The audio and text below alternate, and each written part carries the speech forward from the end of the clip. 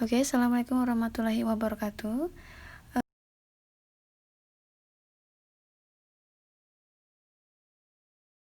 Basic Accounting Equation. Equation sini adalah ada komponen-komponen yang secara basic atau secara mendasar harus terpenuhi ketika kita menganalisa, mencatat, dan membuat laporan keuangan. Kita lihat kejadian ekonomi itu atau transaksi ekonomi itu memenuhi equation-nya seperti apa. Nah, jadi komponen-komponen dari akuntansi dasar. Oke, equation basicnya itu aset sama dengan liabilities plus equity.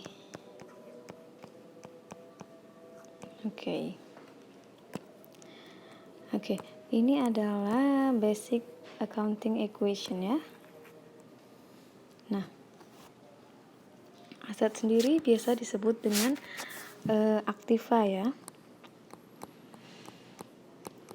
Aktiva, kemudian liabilities ini hutang, kemudian equity ini modal ya, jika di Indonesia kan. Kemudian aset itu sendiri apa sih? Nah, aset itu sendiri itu adalah semua yang dimiliki perusahaan, sumber daya apapun yang dimiliki perusahaan itu namanya aset ya. Jadi resource apapun atau sumber daya apapun yang dimiliki perusahaan, sumber daya yang dimiliki unit bisnis atau organisasi atau perusahaan.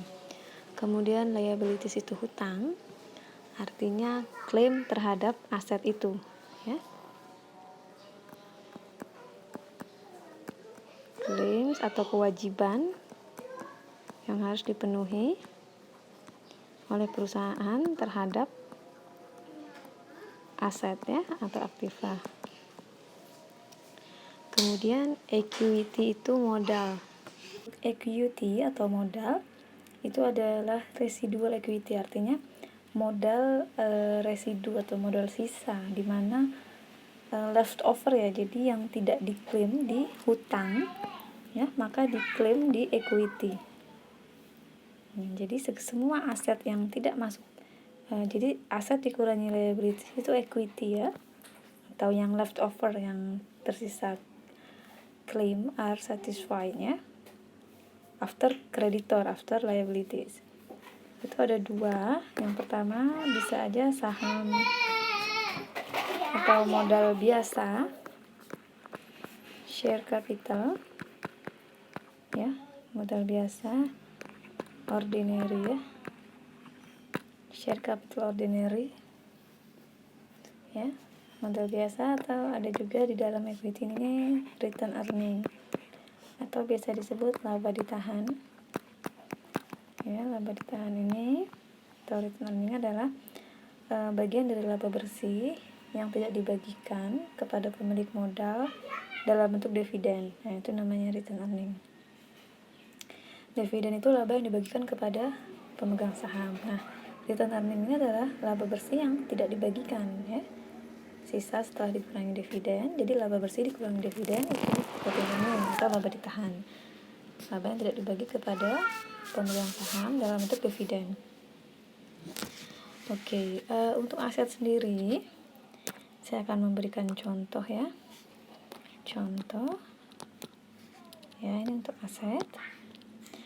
Aset itu misalnya restoran pizza ya. Restoran pizza ini membeli meja ya, kemudian kursi ya, kemudian dia membeli mesin cash ya, mesin kasir itu cash machine, kemudian dia beli oven, kemudian tableware. Ini adalah semua equipment yang dibutuhkan untuk membuka restoran pizza ya. Ini restoran, entitasnya atau organisasinya atau bisnis usahanya adalah restoran. Dia butuh table, kursi, meja kursi, mesin cash, oven, tableware, dan tentunya yang masuk di komponen aset apalagi? Cash ya, cash. Kemudian misalnya dia beli equipment, mobil ya, mobil buat mengantar pizza, delivery car, mobil pengantar, ya, semua aset yang dia beli itu masuknya di aset. Untuk kepentingan restoran pizza, kepentingan perusahaan, maka masuk ke aset ya. Kemudian yang masuk liabilities itu apa? Misal contoh, restoran pizza ini pastinya butuh membeli bahan baku atau bahan membuat pizza, entah itu cheese atau entah itu keju, tepung, beverage ya, minuman pendamping pizza itu, dan apapun yang dia beli bahan baku ke supplier dan itu sifatnya dia beli hutang, misalnya dia beli bahan baku hutang semuanya, maka itu dicatatnya di liabilities ya. Obligation atau hutang yang dari supplier ini untuk kepentingan penjualan pizzanya, seperti dia beli dari supplier beli keju ke supplier keju, beli tepung ke supplier tepung, beli saus ke supplier saus. Nah, itu pembayarannya bukan cash atau bukan tunai, maka dia masuknya account payable ya, account payable atau hutang, account payable ya, atau hutang dagang. Nah, kemudian jika restoran pizza ini hutang ke bank ya, kemudian dia beli delivery car ini ya, dia belinya nggak cash, dia hutang, nah itu masuknya notes payable. Note payable itu hutang ke banknya jangka panjang.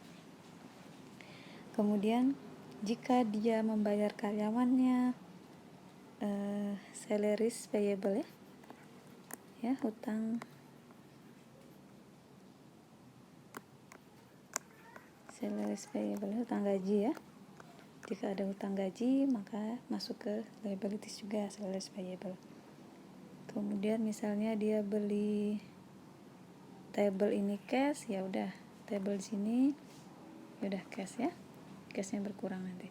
Kemudian jika dia beli oven itu hutang, maka masuk account payable juga ya.